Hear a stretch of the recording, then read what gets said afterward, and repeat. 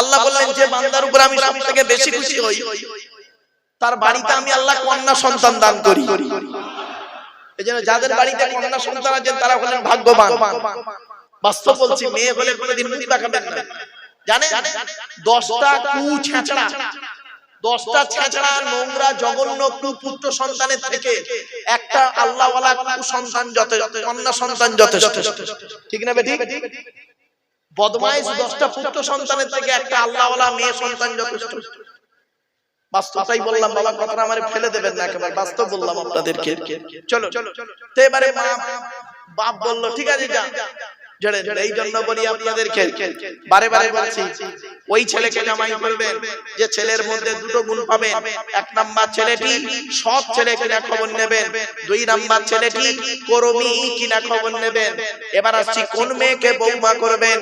এই মা বোনেরা, খুব গলার আওয়াজ আমার কানে শোনাচ্ছিলে, শ্রোতাদের কানে খুব শোনাচ্ছিলে, এবার শুনে নাও কোন মেয়েকে বৌমা করবেন।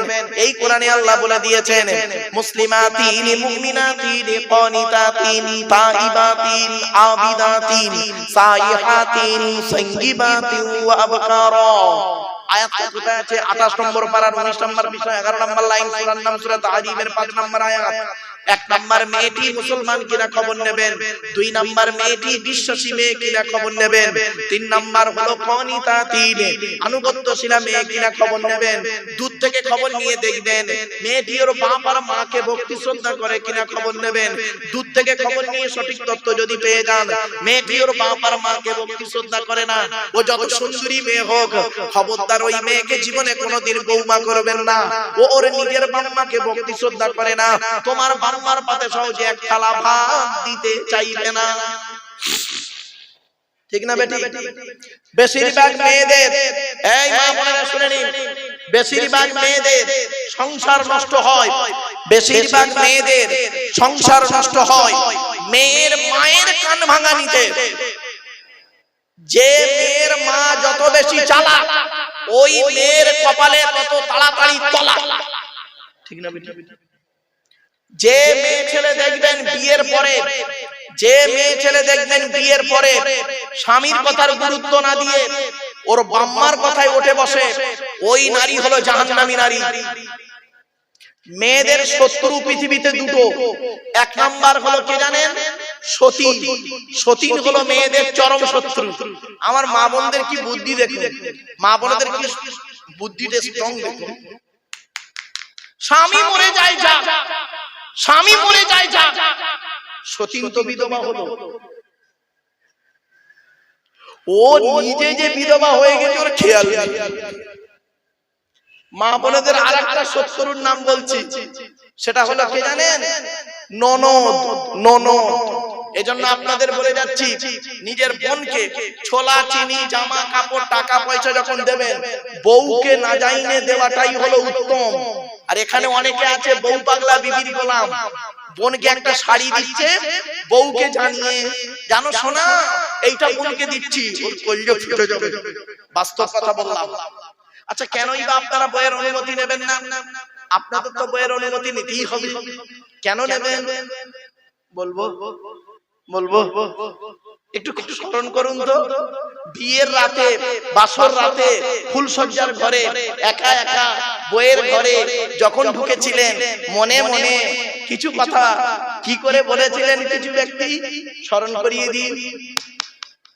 50,000 টাকা ইয়াম্মা গাড়ি 5 ভরি সোনা বিনিময়ে আজ থেকে তোমার বাপের কেনা চাকর গোলাম হইয়া গেলাম।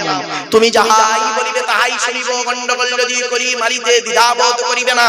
তোমার বিরুদ্ধে যদি কোনোদিন কোনো গন্ডগোল করিয়ে থাকি, দেগঙ্গা থানায় বধূ নির্যাতন কেস দিয়া বাপ আর মাকে জেল খাটাইয়া লকাবে ঢুকাইয়া আমারে পেটাই দেবে। হয়েছে বাবা? কথাটা শুনতে একটু হাসি লাগলো, বাস্তব কথা বললাম। অনুরোধ করে বললাম, আপনি তো বিক্রি হয়ে গেছেন আপনার শ্বশুরের কাছে, লজ্জা করলো না? যে ছেলেটা মাধ্যমিক পাশ করলো, নিরুপমার করুণ গল্পটা গল্পগুচ্ছ কাহিনী রবীন্দ্রনাথের লেখা, দেনা পাওনা গল্প পড়ার পরে সে ছেলে যদি বলে মাধ্যমিকে স্টার পেয়েছি, আমার সার্টিফিকেটের দাম হলো 50,000 টাকা, ইয়াম্মা গাড়ি 5 ভরি সোনা, তবে একটা গরিবের মেয়েকে বিবাহ করব। আমি আব্দুল্লাহ কিল মারুফ বলে যাচ্ছি, মাধ্যমিকে স্টার পাওয়া ছেলেটার থেকে যে ছেলেটা 4 পাস করে বাড়িতে বসে থাকে, 4 পাস করা ছেলেটা মাধ্যমিকে স্টার পাওয়া ছেলের থেকে ভালো। কোথায় আছেন আপনি? এই কোরআনে লেখা আছে সাম্মাউনা লিল কাযিবি আকালুনা লিস-সুহুদ। সুদের তাফসীরে বলা হয়েছে বিয়ের পণ্যে তেমন হারাম, ব্যভিচার করা যেমন হারাম। কোথায় আছেন বাবা? রাগ করবেন না, কথাগুলো শুনতে আমরা কটা হারাম শুধু খালি লোককে বলি, যাকে তাকে হারাম করে বলি, আর কোন দিকে হারাম করে খেয়ে বসে আছি নিজেই জানি না। আরেকটা হারাম বলতে শুনে নিন, স্ত্রীর পিতামাতার গালি দেওয়া হারাম। স্ত্রীর পিতামাতা কে বাবা? বলুন এটা কথা বলুন। শ্বশুর শাশুড়ির গালি দেওয়া হারাম। আর আপনি কি করলেন? ঈদের দিনে আপনি করেছেন কি? আপনার স্ত্রী ঘুম থেকে উঠতে একটু দেরি করে ফেলেছে বেচারা, আপনি করলেন কি? তার মামাসি তুলে গালি দিলেন, মরা মাটাকে কবর থেকে তুলে আনলেন, মরা বাপটাকে কবর থেকে তুলে আনলেন, আনার পরে আপনি করলেন কি? গোসল করে নতুন জামা কাপড় পরে হাতে সুরমা মেখে ঈদের মাঠে এসে সেই ছাদের নিচে বসে ঈদের নামাজ পড়লেন, ইমাম সাহেবের বুকে বুকে মিললেন, আপনি মনে করলেন আপনার ঈদের নামাজ আল্লাহর আরশে আজিমে পৌঁছে গেছে। ইম্পসিবল, অসম্ভব। রাসূল বলছে যে আগে বইয়ের মনটা খুশি করে আয়, তারপরে ঈদের নামাজ পড়বি। বাবাজি বাড়ি থেকে ভাববেন, এখন দাড়িটা লেগে গেছে, ফেরেশতা মতো হয়ে গেছে, 30 বছর বয়সে বউয়ের মেরে হাত ভেঙে দিয়েছে, সেই হাত ভাঙা বউটা আজও আপনার কাছে আপনার হাত পা টিপে দেয়, জামা কাপড় কেচে দেয়, ওর ঋণ আপনি শুনতে পারবেন না। শুনে রেখে দিন, পৃথিবীতে এমন একটা ভালোবাসা জানেন যে ভালোবাসা কোনো রক্তের ভালোবাসা নয়, তার নাম হলো স্বামী স্ত্রীর ভালোবাসা। বাপ বেটার ভালোবাসা হলো ব্লাডের ভালোবাসা, ভাই বোনের ভালোবাসা হলো ব্লাডের ভালোবাসা, কিন্তু স্বামী স্ত্রীর ভালোবাসা হলো একমাত্র অজানা নারী আর পুরুষের মিলনের ভালোবাসা। যে ভালোবাসা পৃথিবীর প্রথম ভালোবাসা আদম আর হাওয়া, আজও সেই রয়েছে। স্বামী স্ত্রীর মহব্বত ভালোবাসা হলো আল্লাহর দেয়া নিয়ামত। জোরে বলেন। আপনি আপনার স্ত্রীকে গুরুত্ব দিন। আপনি কি জানেন একজন স্বামীর দায়িত্ব হলো স্ত্রীকে কমসে কম 17টা শিক্ষা দিতে হবে। আপনি আপনার স্ত্রীকে কটা শিক্ষা দিয়েছেন? একটাও তো দেননি। আপনি স্বামী বলে দাবি করেন। বাস্তব কথা বলে গেলাম, কথাগুলো অনেক দীর্ঘ আলোচনা। এবার আসছি, আল্লাহ নবী একদিন সাহাবীদেরকে বললেন, তোমাদের বাড়িতে কয় শ্রেণীর মেয়ে ছেলে আছে বলো। সাহাবীরা বললেন, হে নবী, আমাদের বাড়িতে 4 শ্রেণীর মেয়ে ছেলে আছে। আমাদের বাড়িতে 4 শ্রেণীর মেয়ে ছেলে আছে। কে কে? মা, বোন, মেয়ে, বউ। তো নবীজি বললেন, তোমরা কি করে বুঝবে এই 4 শ্রেণীর মেয়ে ছেলে জান্নাতি না জাহান্নামী? তখন নবীজির কথা শুনে সাহাবীরা বললেন, হে নবী, কি করে বুঝবো জান্নাতি না জাহান্নামী? নবীজি বললেন, শোনো, যে নারীর মধ্যে, মা বোনের এটা খুব গুরুত্বপূর্ণ কথা শুনে নিন, যে নারীর মধ্যে দেখবে কমসে কম 6টা অভ্যাস থাকবে। কটা? যে নারীর মধ্যে কমসে কম এই কটা অভ্যাস থাকবে, দেখবে ওই নারী যত নামাজ পড়ুক, রোজা রাখুক, ওই নারীকে আল্লাহ কিয়ামতের মাঠে জাহান্নামাই দিয়ে দেবে। আমার মা বোনরা শুনে নিন, 1 নাম্বার হলো ওই নারী নামাজ পড়ে রোজা রেখে আল্লাহর কাছে ধরা পড়বে যে নারী স্বামীর সঙ্গে যখন কথা বলে মেজাজ দিয়ে কথা বলে। অনেক মা বোন আছে দেখবেন পাড়ার লোকের সঙ্গে কথা বলে মিষ্টি ভাষায়, আর স্বামীর সঙ্গে যখন কথা বলে মেজাজ দিয়ে।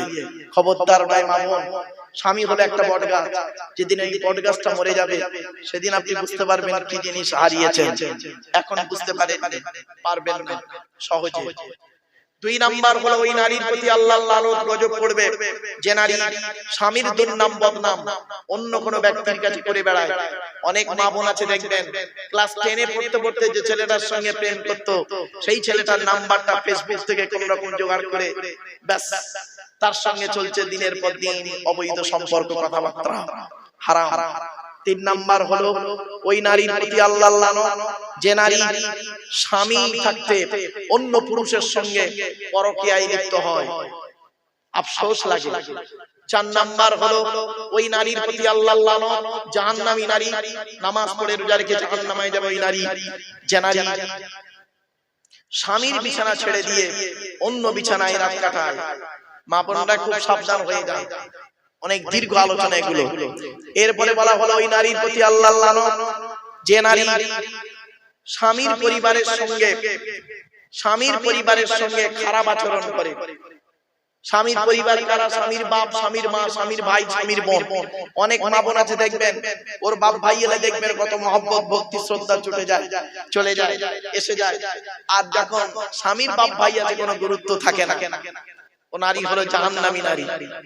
আমার মা বোনদের বলে যাচ্ছি, মায়েরা বোনেরা, আপনার বাড়িতে যখন আপনার ননদ আসবে, আপনার বাড়িতে যখন আপনার ননদ এসে হাজির হবে, আপনার বাচ্চা ছেলেদেরকে ফুপুর কাছে পাঠাবেন, আপনার ননদের কাছে পাঠাবেন। কেন জানেন? আপনি আজকের এই সংসারের, এই বাড়ির, এই বিল্ডিং এর রানী হয়েছেন, কিন্তু আপনার জানা নেই আজ থেকে 20 বছর আগে যে মেয়েটি আপনার ধরে দাঁড়িয়ে আছে, ওই মেয়েটি ছিল এই বাড়ির রাজকন্যা। ঠিক না? কোন কারণে হয়তো গরিবের বাড়িতে বিয়ে হয়েছে বলে তুমি তাকে তাচ্ছিল্য করো না। এজন্য বাস্তব কথা বলছি বাপ। এরপরে আসছে ওই নারীর প্রতি আল্লাহর লানত, যে নারী তার স্বামীকে বলে তোমার সঙ্গে বিয়ে হয়ে আমার জীবন নষ্ট হয়ে গেছে, আমার মেয়ে বলে তুমি বেঁচে গেলে, অন্য কেউ হলে বুঝতে পারতে। খবরদার, ওই নারীর প্রতি আল্লাহর লানত। আমার মা বোন বাবাজি যুবক ভাইদের বলে যাচ্ছি, বাড়ি থেকে নিজের কন্যাকে, নিজের মাকে, নিজের বোনকে, নিজের স্ত্রীকে এই শিক্ষাগুলো দেবেন। এ দায়িত্ব হলো আপনার। আপনি শুধু ভাববেন না আপনি শুধু নামাজ পড়লে রোজা রাখলে পার হবেন না। আপনার সঙ্গে জড়িয়ে আছে এই সমস্ত জিনিসগুলো। আপনার মেয়ে জড়িয়ে আছে, মা জড়িয়ে আছে, বোন জড়িয়ে আছে, ভাই জড়িয়ে আছে, বাপ জড়িয়ে আছে, মা জড়িয়ে আছে। এতগুলোকে নিয়ে আপনাকে যেতে হবে। এত সহজে আপনি ছাড় পাবেন না। আপনি কি ভাবলেন আপনি শুধু নামাজ পড়লেন, রোজা রাখলেন, ভালো কাজ করলেন, আপনাকে ছেড়ে দেওয়া হবে? এত সহজ নয়। আল্লাহ পাক কোরআনে বলেছেন, আয়াহসাবুল ইনসানু আইয়ুতরাকা সুদা, মানুষ কি মনে করেছে আমি আল্লাহ তাকে এমনি ছেড়ে দেবো? কড়াই গন্ডায় হিসাব নেব, হিসাব নেওয়ার পরে যদি ভালো বুঝি তো ছাড়বো, আর নইলে দাঁড় করিয়ে রেখে বলবো তোর বিচার আছে। মনে রাখবেন, বিচার আপনার, জবাব আপনাকে দিতে হবে। জ্ঞানী জ্ঞানের জবাব দাও, হিসাব দাও। জ্ঞানী জ্ঞানের হিসাব দাও। ধনী অর্থের হিসাব দাও। যুবক যৌবনের হিসাব দাও। এজন্য মা বোন বাবাজি যুবক ভাইদের বলে যাচ্ছি, বাড়ি বাড়িয়ে কথাগুলো একটু ভাববেন। যে রাসূলকে নিয়ে এত কিছু কথা বললাম, আজকের এক আল্লাহর ওলির জলসা শুনে নিন। ওলি হতে গেলে কমসে কম 50টা গুণ থাকতে হবে, ওই ব্যক্তি হবেন আল্লাহর ওলি। ওলি হতে গেলে প্রথম স্তর হলো কি জানেন? খাঁটি মুমিন হতে হবে। আর খাঁটি মুমিন হতে গেলে কোরআনে আছে সর্বনিম্ন 5টা গুণ থাকতে হবে, সর্বাধিক 30টা গুণ থাকতে হবে। এবার মুমিনের উপরের ধাপটা হলো মুত্তাকি। মুত্তাকি হতে গেলে এই 30টা গুণের সঙ্গে আরো 15টা লাগবে, এই কোরআনে আছে। তাহলে 30 আর 15 45। এবারে মুমিনের উপরের ধাপ হলো মুত্তাকি, আর তার উপরে হলো পীর, হাক্কানি পীর বা ওলি। হাক্কানি পীর বা ওলি হতে গেলে এই 45টা গুণের সঙ্গে কোরআনে আছে আরো 5টা লাগবে। মোট টোটাল 50টা গুণ যার মধ্যে থাকবে, তিনিই হবেন একজন হাক্কানি পীর, আল্লাহর ওলি। জোরে বলুন আমার বাপেরা। বাড়ি থেকে ভাববেন, আমার পরবর্তী বক্তা একজন আল্লাহর ওলির সন্তান, পীরনগর হাজী সাহেব। নাম শুনেছেন কিনা জানি না বাবা। পীরনগর হাজী সাহেব তিনি আসছেন আমার পরে। তারই দাদু, বাপের বাপ, খুব বড় আলেম ছিলেন, খুব আল্লাহর ওলি মানুষ ছিলেন, খুব আল্লাহওয়ালা মানুষ ছিলেন। সেই মানুষের সঙ্গে আমি অনেক আলোচনা, অনেক ওয়াজ নসিহত করেছি। তাই সেই কথাগুলো আজও আমার স্মরণে রয়েছে। বাবা, আমার পরেই যিনি আসবেন তিনি একজন আল্লাহওয়ালা মানুষের সন্তান। আমার আগেই যিনি ছিলেন তিনি একজন আল্লাহওয়ালা মানুষের সন্তানের সন্তান। আমি হতভাগা আপনাদের সামনে এই দুই আল্লাহওয়ালা মানুষের সন্তানের মাঝখানে আমার মতে এক হতভাগা আপনাদের কাছে কিছুক্ষণ আলোচনা রাখলাম। তেমন জ্ঞান নেই, ভাষাও ঠিক ছিল না, হয়তো আবেগের বশবর্তী হয়ে অনেক কথা বলে ফেলেছি স্থান কাল পাত্র ভেদে। যেটা হয়তো বলার দরকার ছিল না সেটা হয়তো মুখ থেকে ফসকে বলে বেরিয়ে গেছে। সেজন্য ব্যক্তিগতভাবে আপনাদের কাছে ক্ষমা প্রার্থী। আসুন যে রাসূলের শানে এত কিছু, সেই রাসূলের শানে একটু দাঁড়িয়ে বাবা সালাত ও সালাম পাঠ করব। ইয়া নবী সালামুন। যাবার সময় একটা কথা আপনাদের বলি, আপনারা খারাপ ভাববেন না আমাকে, প্লিজ আমি অনুরোধ করছি, আমাকে ভুল বুঝবেন না। আমাদের এখানে ভোট হলো 29 তারিখ, তাই তো বাবা? আমি নিজে একজন ভোটের অফিসার, জানি না এবারে কাউন্টার অফিসার যদি করে আবার কাউন্টার অফিসার হতে পারে।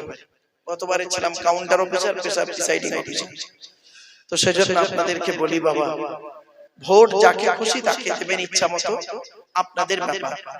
তবে একটা অনুরোধ আমি আপনাদেরকে করে যাচ্ছি, ওই ভোটকে কেন্দ্র করে মাসুম মাসুম বাচ্চাদেরকে ইতিম করবেন না, নারীদেরকে স্বামী হারা করবেন না, এই অনুরোধ আপনাদেরকে করে গেলাম।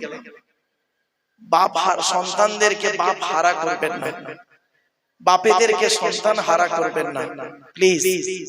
আপনি যাকে মার্ডার করলেন বা খুন করলেন, কাউকে ভালোবেসে যাকে মেরে ফেললেন, তার মাটি হয়ে যাওয়ার পরে তার বাড়ির পেছনে গিয়ে গভীর রাতে আপনি একটু গিয়ে দাঁড়াবেন।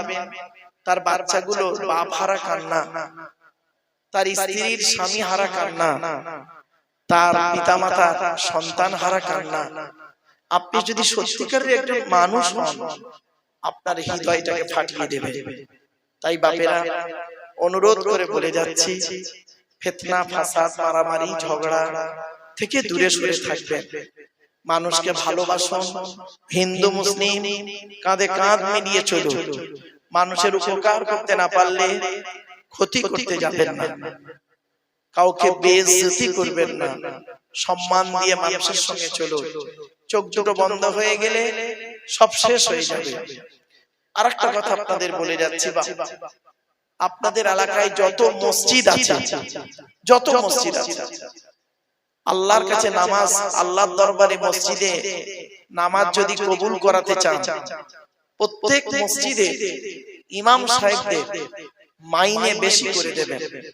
যে মসজিদে ইমামের মাইনে কম বাবা, ওই মসজিদের মুসল্লিদের নামাজ আল্লাহর দরবারে কবুল হওয়া খুব মুশকিল গো বাবা। অনুরোধ করে বলে যাচ্ছি, আপনি আপনার ছেলেটাকে ভালো স্কুলে পড়ান। ইমাম সাহেবের মন কি চায় না যে আমার বাচ্চাটাকে ডব্লিউবিসিএস অফিসার করি, আমার বাচ্চাটাকে আইপিএস অফিসার করি, আমার বাচ্চাটাকে সিবিএসসি বোর্ডে আইসিআইসি বোর্ডে পড়াই? তারও মন চায়। কিন্তু আপনারা আপনাদের সকলকে বলছি, এই এলাকার যত মসজিদ, আমি এই জায়গা নয় সব জায়গাতেই বলি, আপনারা ভাববেন না যে হয়তো আমাদের ইমাম সাহেব হুজুরকে বলে দিয়েছেন, এই কোরআন সামনে ওযু অবস্থায় বলছি না বাবা। এই প্রসঙ্গে উনি আমাকে কিছুই বলেননি। আমি যেখানেই যাই আপনারা এটা লক্ষ্য রাখবেন। আরেকটা কথা আপনাদের বলে যাচ্ছি, আপনারা যখন মুরগি জবে করবেন, মুরগি জবে করতে গেলে ইমাম সাহেবের কাছে মুরগি জবে করতে আনবেন না। দয়া করে আপনাদের মুরগি আপনারা নিজে জবে করবেন। দোয়া জানা না থাকলে বিসমিল্লাহ আল্লাহু আকবার বলে জবে করবেন। ইমাম সাহেব ওই মুরগি জবে করার জন্য নয় গো বাবা। ইমামের ইজ্জত হলো অনেক আলাদা, অনেক উচ্চ জায়গা।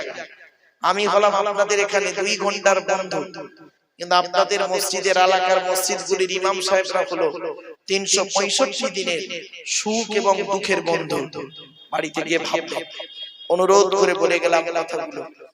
আর আমরা এমন মানুষ, ভোটের সময় মানুষ খুন করতে ভয় পাই না, কিন্তু মুরগি জবাই করতে গেলে ভয় পাই। আমরা এমন মানুষ। খবরদার নয় বাপ, ছেলে মেয়েকে সুশিক্ষায় শিক্ষিত করুন, ছেলে মেয়েকে লেখাপড়া শেখান। আপনি একে অপরের প্রতি ভক্তি শ্রদ্ধা রাখুন, স্ত্রীর হক আদায় করুন, পিতামাতার সেবা যত্ন করুন, ভাই ভাই মিলেমিশে চলুন, প্রতিবেশীর উপকার করুন। মানুষের উপকার করতে না পারলে ক্ষতি করতে কোনোদিন যাবেন না। নামাজ পড়ুন, নামাজ কারোর জন্য মাপ নাই। রোজা রাখুন, রোজা কারোর জন্য মাপ নাই, বিশেষ ব্যক্তি বিশেষ কারণ ছাড়া। তাই নামাজ রোজা, যাদের উপরে হজ ফরজ হয়ে গেছে হজ করুন। কুরবানি যাদের ওয়াজিব হয়ে গেছে কুরবানি দেবেন। অনেক ব্যক্তি আছে দেখবেন কুরবানি ওয়াজিব হয়ে গেছে কিন্তু কুরবানি দেয় না। রাসূল বলেছেন, যাদের কুরবানি দেবার সামর্থ্য আছে তারা যদি ইচ্ছাকৃতভাবে কুরবানি না দেয়, তাহলে ঈদগাহে যেন নামাজ পড়তে না আসে। এত কঠোর ভাবে নবীজি বলেছেন। অতএব বাপেরা, কুরবানি ফরজ যাদের ওয়াজিব হয়ে গেছে আপনারা কুরবানি দেবেন। একজন যদি একা দিতে না পারলে ভাগেও দেওয়ার চেষ্টা করবেন। আর ছেলে মেয়েকে সুশিক্ষায় শিক্ষিত করুন। ছেলেদেরকে বলে যাচ্ছি, ছেলেদেরকে, যুবক ছেলেদেরকে বলছি, বিশেষ করে যুবতী মেয়েদেরকে বলছি, পেছন থেকে পাটা তুলবে সাবধানে, সামনের দিকে পাটা ফেলবে সাবধানে। কোথায় থেকে পাটা তুলছো, কোথায় পাটা ফেলছো খেয়াল রাখো। পাকাল মাছের মতো জীবন যাপন করো। পাকাল মাছ বোঝেন আপনারা? কোথায় থাকে? পাঁকে থাকে, গায়ে কাদা লাগে লাগে না। এই ছোট্ট উদাহরণের মাধ্যমে বুঝে নেন। জ্ঞানী যারা বোঝে তারা শুধু ইশারায়। তাই আপনাদের কাছে বিভিন্ন দিক থেকে, বিভিন্ন অ্যাঙ্গেলে, বিভিন্ন কথা, স্থান, কাল, পাত্র ভেদে আপনাদেরকে বললাম। বাবা, ভাষাগত দিক থেকে ত্রুটি হলে ক্ষমা করবেন। রোজগারের টাকাটা এনে বইয়ের হাতে দিচ্ছে, আর বউ করছে কি রিল্যাক্স করছে, ছেলে মেয়ে করছে কি রিল্যাক্স করছে। বাপ তার যাদের বাম্মা মরে গেছে, এখানে বসে বসে মানুষের বাচ্চা যদি হয়ে থাকে, মানুষের চামড়া যদি গায়ে থাকে, তাহলে কাল সকাল থেকে বাম্মা যাদের মরে গেছে হক আদায় করবেন, যাদের বাম্মা বেঁচে আছে তাদেরও হক আদায় করবেন। বাম্মা জীবিত থাকলে যেমন হক আছে, বাম্মা মারা যাওয়ার পরে তেমন হক আছে। শুনুন, শুনলে চমকে যাবে। অসুবিধা হচ্ছে বাবা আপনাদের? আল্লাহর নবী একদিন বসে আছেন মসজিদে নববীতে। মসজিদে নববীতে বসে আছে, এমন সময় এলাকার সবথেকে ধনী লোকটা আসছে। এলাকার সবথেকে ধনী, নাম কি? হযরতে আমর জামুহ রাদিয়াল্লাহু তাআলা আনহু, প্রচুর টাকার মালিক। উনি আসছেন, নবীজির ডান দিকে বসে আছেন হযরত আবু বকর সিদ্দিক রাদিয়াল্লাহু তাআলা আনহু। নবীকে বলছেন, ইয়া রাসূলুল্লাহ, এলাকার সবথেকে ধনী লোকটা আসছে আপনার কাছে, দেখুন। নবীজি বললেন, ওকে আসতে দাও। উনি এসেছেন, আসার পরে সালাম দিলেন। নবীজি বললেন, জবাব দিয়ে বললেন, বসো। বসলেন।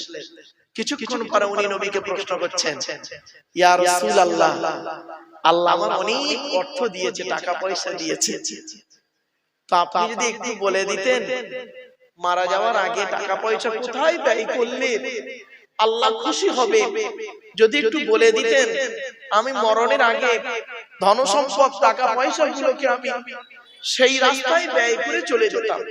ব্যাস, উনি বলে বসে আছেন, উনি বলে বসে আছেন। সঙ্গে সঙ্গে আমার আল্লাহ জিবরাইলকে বললেন, জিবরাইল চলে যাও। ওনাকে কেন্দ্র করে কোরআনের এই আয়াতটা নাযিল হলো, শুনে নিন। ইয়াসআলুনাকা মাযা ইউনফিকুন কুল মা আনফাকতুম মিন খায়রিন ফালিল ওয়ালিদাইনি ওয়াল আকরাবিন। 2 নম্বর পারা 12 নম্বর পৃষ্ঠা 13 নম্বর লাইন, সূরার নাম সূরা বাকারা। নবী তোমাকে ওরা প্রশ্ন করছে টাকা পয়সা কোথায় ব্যয় করলে আল্লাহ খুশি হবে। নবী তুমি বলে দাও, টাকা পয়সা গুলো সর্বপ্রথম তোমরা তোমাদের বুড়ো বুড়ি বাম্মার পিছনে ব্যয় করবে, আল্লাহ খুশি হয়ে যাবে। গাছের প্রথম ফলটা পীর সাহেব মনি সাহেবরা না খাইয়ে জন্মদাতা বাম্মাকে খাওয়াবে। ব্যবসার প্রথম টাকাটা, লাভের টাকাটা একে তাকে না খাইয়ে জন্মদাতা বাম্মার গালে তুলে দেবেন। পৃথিবীর সকলের দোয়া কবুল হতে পারে, নাও পারে। পীর সাহেবের দোয়া কবুল হতেও পারে, নাও পারে, কোনো গ্যারান্টি নেই। মুফতি সাহেব, মাওলানা সাহেব, ইমাম সাহেব, বক্তা সাহেবের দোয়া কবুল হতেও পারে, নাও পারে, কোনো গ্যারান্টি নেই। কিন্তু 3 ব্যক্তির দোয়া আল্লাহর দরবারে কবুল হবেই হবে 100%। এক নাম্বার হলো, নবী বলেছেন, সালাসু দাওয়াতি মুস্তাজাবাতিন লা শাক্কা ফিহি। এক নাম্বার হলো দাওয়াতুল মাজলুম, অত্যাচারকৃত মানুষের দোয়া।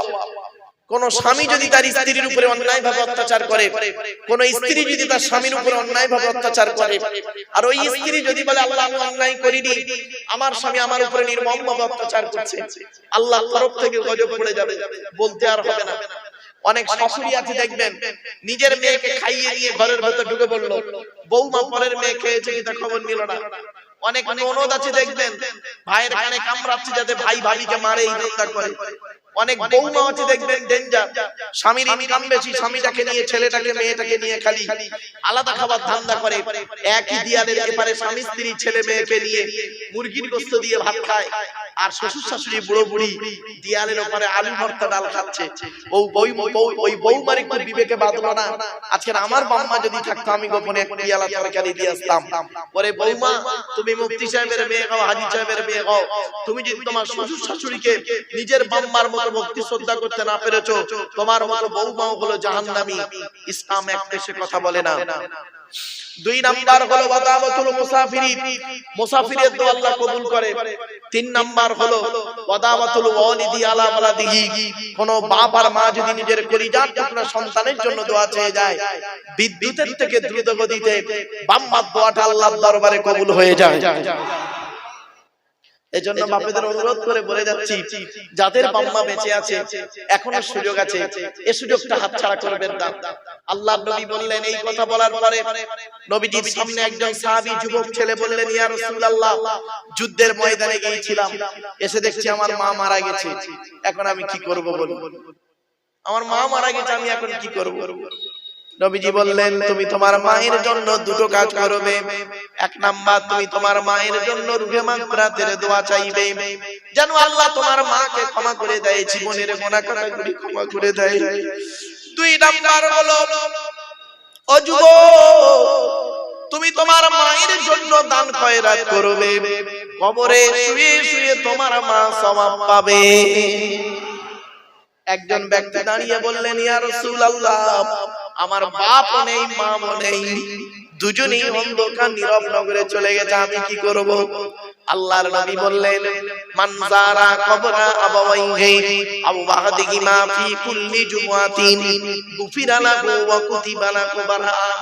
নবী বলেন, জুম্মার দিনে যদি কোনো ছেলে তার বাপ আর মায়ের কবরটা একবার জিয়ারত করে, ওই ছেলের দোয়ার উসিলায় আম্মার কবরটাকে আল্লাহ আলোয় আলোকিত করে দেয়। মাসে যদি 4টা শুক্রবার হয়, বছরে হলো 48টা, 8 বার যান আম্মার কবরে। তা আপনি আপনার বাম্মার কবর জিয়ারত যদি শুক্রবারে না করেন, আপনি আশা করলেন কি করে? আপনি মরে গেলে আপনার ছেলে আপনার জন্য দান খয়রাত করবে, এই আশা করতে আপনার লজ্জা লাগলো না? আপনি আপনার বাম্মার কবর জিয়ারত করেন না, আপনি আপনার বাম্মার জন্য দান খয়রাত করেন না, তা আপনি আশা করলেন কি করে যে আমি মরে গেলে আমার ছেলে আমার নামে অনেক কিছু করবে? এটা আশা করলেন কি করে? বাড়িতে গিয়ে বাস্তব কথা বলে গেলাম। আল্লাহর নবীদের পরেই স্থান হলো বাপ আর মা। এই কোরআনে আল্লাহ বলেছেন বাম্মার সেবা যত্নের কথা 16 জায়গায় আছে। বাম্মার সেবা যত্নের কথা কত 16 জায়গায় আছে আল্লাহ বলেছেন বাম্মার সেবা যত্নের কথা। একজন পুরুষ 4 জনকে খুশি করলে জান্নাতি, একজন পুরুষ 4 জনকে খুশি করলে জান্নাতি, একজন নারী 3 জনকে খুশি করলে জান্নাতি। পুরুষ 4 জন থেকে শোনো। 1 নাম্বার পুরুষ, আপনি আপনার রব আল্লাহকে খুশি করুন, অর্থাৎ এই কোরআন মোতাবেক জীবন যাপন করুন, হালালকে গ্রহণ করুন, হারামকে বর্জন করুন, হারাম থেকে দূরে সরে থাকুন। বাপ হারাম খাবার খাওয়া থেকে নবীজি বললেন, তোমরা আমাকে দুটো জিনিসের গ্যারান্টি দাও, 2 ঠোঁটের মাঝখানে 2 রানের বীজখানে। জিভের গ্যারান্টি দাও, হারাম খাবার খাওয়া থেকে জিভটাকে ঠিক করো, বাজে ভাষা বলা থেকে জিভটাকে ঠিক করো, পরনিন্দা পরচর্চা করা থেকে জিভটাকে ঠিক করো। আর 2 নাম্বার নবী বললেন, 2 রানের বীজখানে লজ্জাস্থানের গ্যারান্টি দাও, 2 ঠোঁটের মাঝখানে 2 রানের বীজখানে। এই দুটো জিনিসের গ্যারান্টি তোমরা আমাকে দাও, আমি মুহাম্মদ সাল্লাল্লাহু আলাইহি ওয়াসাল্লাম তোমাদের জান্নাতের গ্যারান্টি দিয়ে দেব। জান বাড়ি চলে যান, গিয়ে দেখবেন হয় চাচার নিচে খারাপ, নয় চাচার উপর খারাপ। রাগ করবেন না, বাস্তব কথা বললাম। এই জন্য নবী বলেছিলেন, the messenger of Allah peace be upon him said, the best among those with good manner। নবী বলেন, তোমাদের মধ্যে উত্তম ব্যক্তি হলো ওই লোকটা যার ক্যারেক্টার চরিত্র ভালো, ওই লোকটাই হলো উত্তম ব্যক্তি। একজন উকিল, ব্যারিস্টার, মাস্টার, ডাক্তার, মোল্লা, মৌলভী সাহেব, পীর সাহেব, দরবেশ সাহেব, আমির সাহেব, মুফতি সাহেব যদি চরিত্র খারাপ হয়, আর একজন টোটোলার চরিত্র যদি ভালো হয়, টোটোলাটাই হলো আল্লাহর কাছে প্রিয় ব্যক্তি। Money loss is something loss, health loss is nothing loss, but character loss is everything loss. মানুষের যদি টাকা চলে যায়, ইনকাম করলে টাকাটা আবার ফিরে আসবে। মানুষের যদি শরীর চলে যায়, ভালো মন্দ খেলে শরীরটাও ফিরে আসবে। কিন্তু বন্ধু, মানুষের যদি চরিত্র চলে যায়, চরিত্র কিন্তু আর ফিরে আসবে না। এই জন্য নবী বলেছিলেন, দুই ঠোঁটের মাঝখানে, দুই রানের বীজখানে জ্ঞানী গুণী বুদ্ধিজীবী মানুষ বাড়ি থেকে ভাববেন। অনুরোধ করে বলে গেলাম কথাগুলো, সাময়িক শুনতে একটু খারাপ লাগবে, কিন্তু অতি বাস্তব কথাটা আপনাদের টুকটুক করে তুলে ধরলাম। এই কোরআন যার উপরে নাযিল হয়েছে তার নাম হলো মুহাম্মদ সাল্লাল্লাহু আলাইহি ওয়াসাল্লাম। তিনি আমাদের আখেরি নবী, তাই তো নাকি বাবা? সেই নবীর পরিচয়টা আপনাদের দিই। আমাদের নবীর নাম মুহাম্মদ সাল্লাল্লাহু আলাইহি ওয়াসাল্লাম। তিনি কোন বংশে জন্মগ্রহণ করেছেন বাবা বলতে পারবেন? কুরাইশ বংশে। কার নাম কুরাইশ? দয়া করে একটু শুনে যান, তবে সুবহানাল্লাহ একটু জোরে বলতে হবে, পারবেন তো?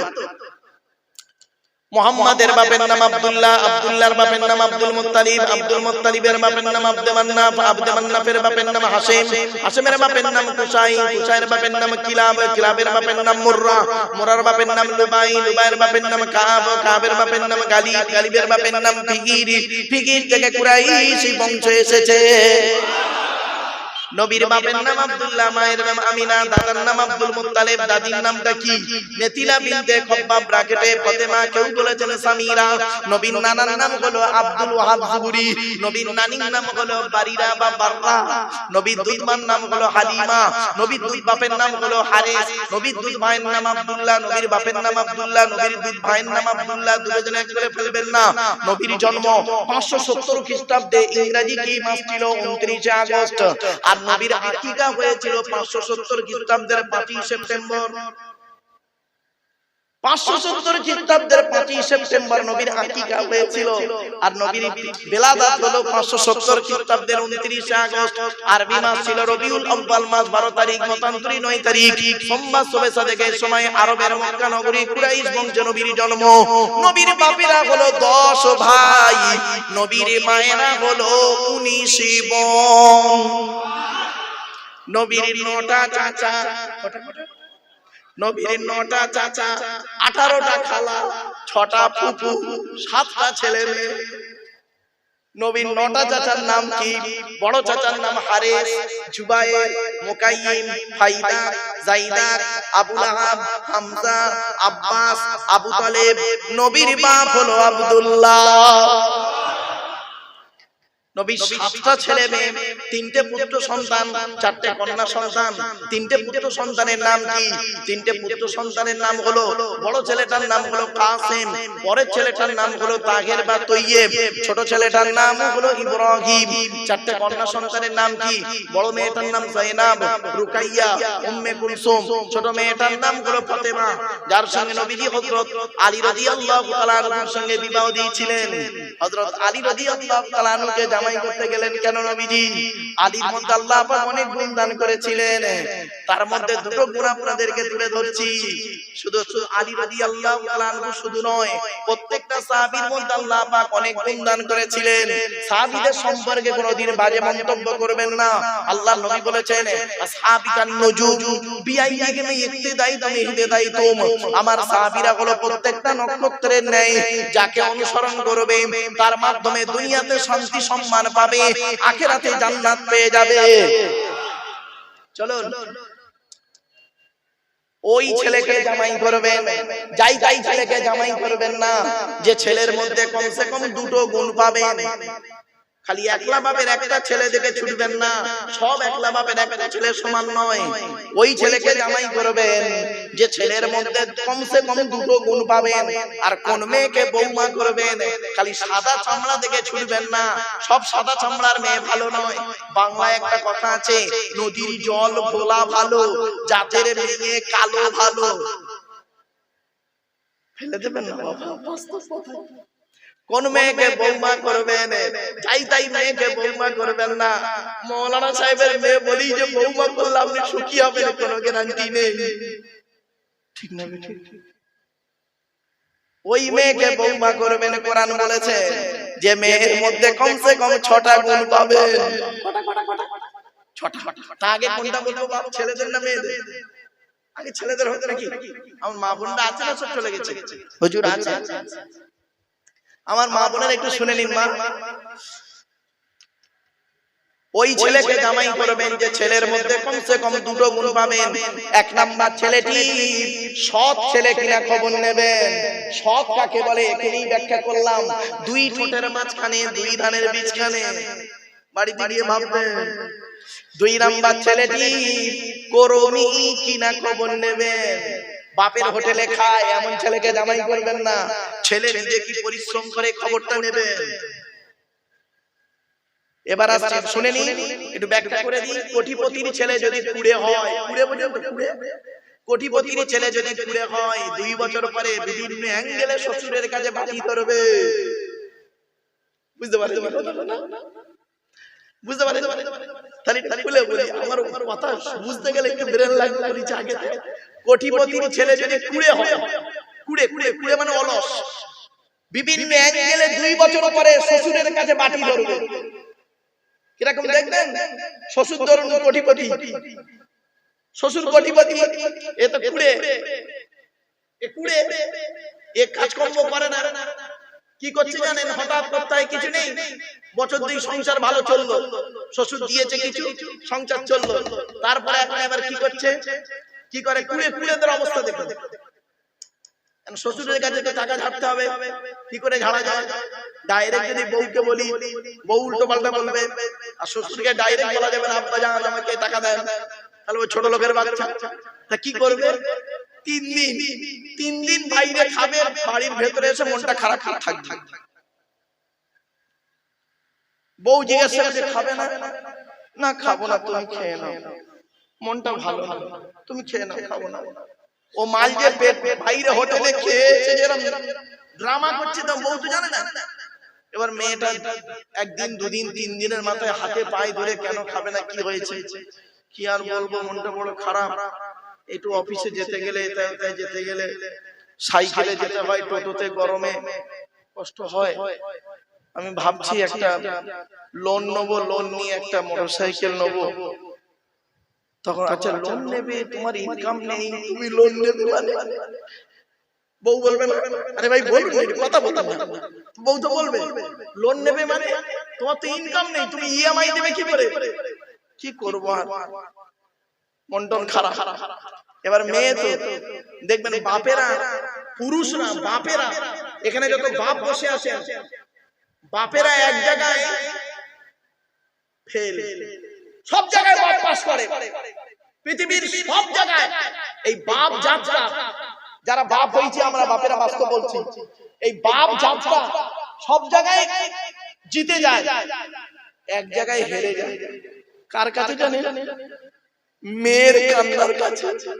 মেয়ের চোখের পানি পড়লি আর ঠিক থাকতে পারে না। মেয়ে ফোন করলো, গিয়ে বাপের সামনে একটু কাঁদলো। তা বাপ বলছে কাঁদিস নি মা, কাঁদিস নি, দাঁড়া কি হয়েছে বল, কাঁদিস কেন, কি হয়েছে, কি হয়েছে বল। না এই ব্যাপার, ঠিক আছে যা।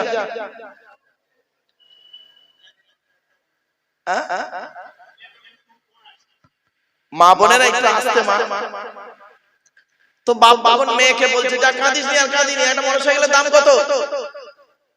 তা আমি জানি তোমার জামাইকে ফোন করি। আচ্ছা ভাই 1 লাখ টাকা হলে তো হয়, ও মাল আবার 3.5 লাখ টাকার মালটা ঢোক করে রেখেছে। বুঝতে পারছেন? বাপ পয়সা আছে বাপের, মেয়ের কাছেই বাপ হেরে গেল। মেয়ের ভালোবাসার কাছে বাপ হেরে যায়। এখানে যারা বাপ হয়েছেন না, মেয়েদের প্রতি ভালোবাসবেন। আল্লাহ রাসূল কি বলেছেন শোনো, একটা হাদিস আপনাদের বলি। মুসা বলে একজন নবী ছিল, নাম শুনেছেন? আরে বলুন, কথা বলুন। তো মুসা নবী একদিন আল্লাহকে বলেছেন, আল্লাহ আপনি খুশি হলে কি করেন? তা আল্লাহ বলছেন, আমি খুশি হলে আকাশ থেকে পানি বর্ষণ করি। তখন মুসা নবী বলছেন, আল্লাহ তার থেকে বেশি খুশি হলে কি করেন? তা বলছে, আল্লাহ বললেন, যে বান্দার উপরে তার থেকে বেশি খুশি হই, ওই বান্দার বাড়িতে মেহমান পাঠিয়ে দিই। জোরে বলে। আজকের এই জলসাকে কেন্দ্র করে যাদের যাদের বাড়িতে মেহমান এসেছে, তারা খুব সুখী মানুষ, আল্লাহর মানে মনোনীত মানুষ। তবে দুঃখের বিষয় মেহমানগুলো এসেছে আর খালি ঘুরতেছে, এখানে জলসায় বসে বসে, তো ওই মেহমান খুশি হবে, আল্লাহ খুশি হবে না। ওই এসেছে জলসার কেন্দ্র করে, আর খেয়ে দিয়ে খালি পালাচ্ছে। যাক, এরপরে মুসা নবী বললেন, আল্লাহ সবথেকে বেশি খুশি হলে কি করে? আল্লাহ বললেন, যে বান্দার উপর আমি সবথেকে বেশি খুশি হই তার বাড়িতে আমি আল্লাহ কন্যা সন্তান দান করি। এজন্য যাদের বাড়িতে কন্যা সন্তান আছেন তারা হলেন ভাগ্যবান। বাস্তব বলছি, মেয়ে হলে কোনোদিন মুখ দেখাবেন না। জানেন 10টা কুছেঁচড়া, 10টা ছেঁচড়া নোংরা জঘন্য কুপুত্র সন্তানের থেকে একটা আল্লাহওয়ালা কুসন্তান যথেষ্ট, কন্যা সন্তান যথেষ্ট। ঠিক না বেঠিক? বদমাইশ 10টা পুত্র সন্তানের থেকে একটা আল্লাহওয়ালা মেয়ে সন্তান যথেষ্ট। বাস্তবটাই বললাম বাবা, কথাটা আমারে ফেলে দেবেন না, একেবারে বাস্তব বললাম আপনাদেরকে। চলো তো এবারে বাপ বলল, ঠিক আছে যা। এই জন্য বলি আপনাদেরকে, বারে বারে বলছি, ওই ছেলেকে জামাই করবেন যে ছেলের মধ্যে দুটো গুণ পাবেন। 1 নাম্বার ছেলেটি সৎ ছেলে কিনা খবর নেবেন, 2 নাম্বার ছেলেটি কর্মী কিনা খবর নেবেন। এবার আসছি কোন মেয়েকে বৌমা করবেন। এই মা বোনেরা, খুব বলার আওয়াজ আমার কানে শোনাচ্ছিলে, শ্রোতাদের কানে খুব শোনাচ্ছিলে, এবার শুনে নাও কোন মেয়েকে বৌমা করবেন। এই কোরআনে আল্লাহ বলে দিয়েছেন, মুসলিমাতিন মুমিনাতিন কানিতাতিন তাইবাতিন আবিদাতিন সাইহাতিন সাইয়্যিবাতিন ওয়া আবকারা। আয়াত কোথায় আছে? 28 নম্বর পারার 19 নম্বর বিষয় 11 নম্বর লাইন, সূরার নাম সূরা তাহরিমের 5 নম্বর আয়াত। 1 নাম্বার মেয়েটি মুসলমান কিনা খবর নেবেন, 2 নাম্বার মেয়েটি বিশ্বাসী মেয়ে কিনা খবর নেবেন, 3 নাম্বার হলো কানিতাতিন আনুগত্যশীলা মেয়ে কিনা খবর নেবেন।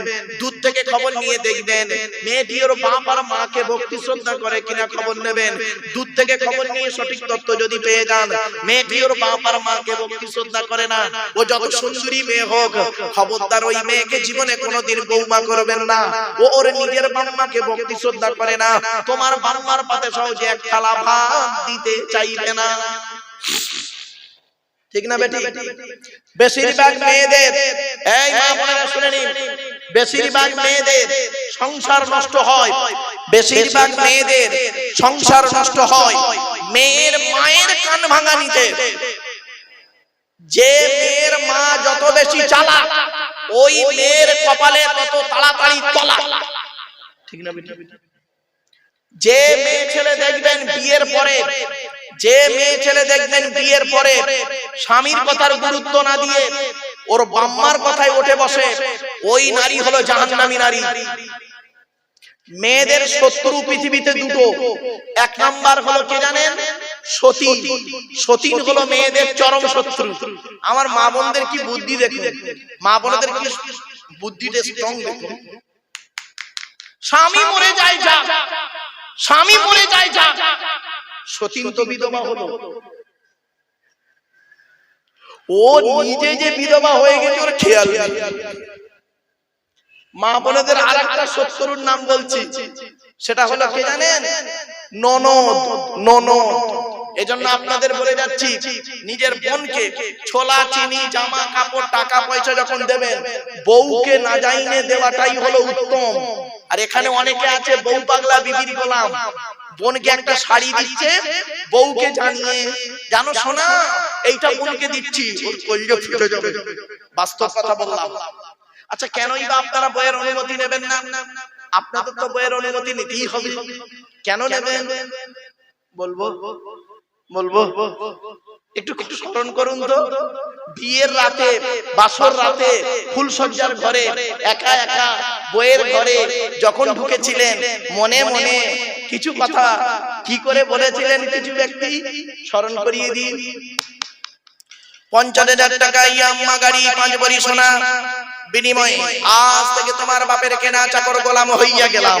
তুমি যাহাই বলিবে তাহাই শুনিব। গন্ডগোল যদি করি মারিতে দ্বিধাবোধ করিবে না।